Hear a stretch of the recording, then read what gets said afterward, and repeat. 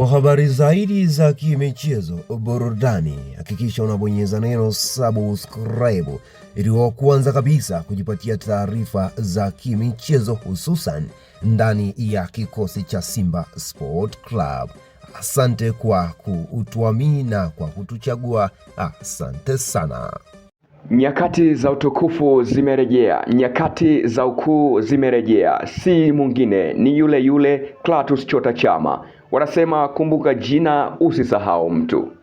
Katika kipindi ambacho walizungumza ajenda nyingi kuhusiana na umri pamoja na nyakati zake, watu walimdogosha na kumzehesha na kusema kwamba Chota Chama Clatous amezeheka, amepitwa na wakati, lakini ametengeneza utawala pasi na kuwa na jeshi, ametengeneza ulinzi pasi na kuwa na silaha. Uwezo wake unajieleza na kurejesha tena vibanda umiza pamoja na wale wanyoko hawa kwamba bado ufalme wa Chota Clatous ni mkubwa sana pasina hata kupepesa macho. Ni miongoni mwa wachezaji wachache wenye skilizi na uwezo mkubwa sana kama wa Clatous Chota Chama.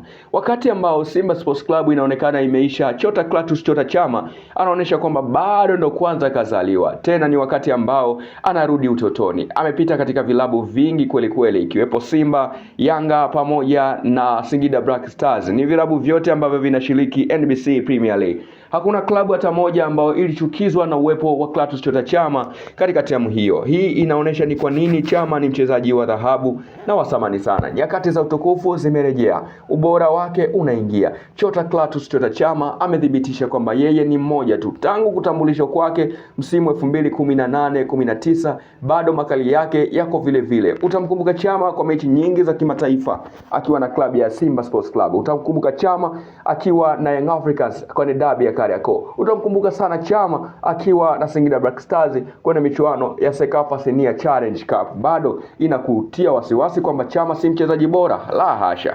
Chama ni mchezaji wa viwango vya hadhi ya juu sana. Chama ni mchezaji wa viwango vya hadhi ya nyota 5. Ni mchezaji ambaye amekuwa na taswira na tasnia kubwa sana ya uchezaji. Magoli yasiyotarajiwa, magoli yasiyotathmirika ndio ambayo anafanya. Kumbuka ile mechi dhidi ya Nkana Lady Devils, Chama Clatous, goli la kisigino kama Robert Ramsey, goli la acrobatic kama la Ronaldinho. Tazama magoli mengi sana katili ambayo amekuwa akiyafunga Clatous Chota Chama. Ulinzi, usalama, ubora, maarifa, uwezo na kujiamini ndiyo nguzo kubwa ya Clatous Chota Chama. Akili kichwani, mawazo nyumbani, miguuni ni ujuzi na utekelezaji wa mipango ambayo ameisuka toka kichwani. Chota Clatous ni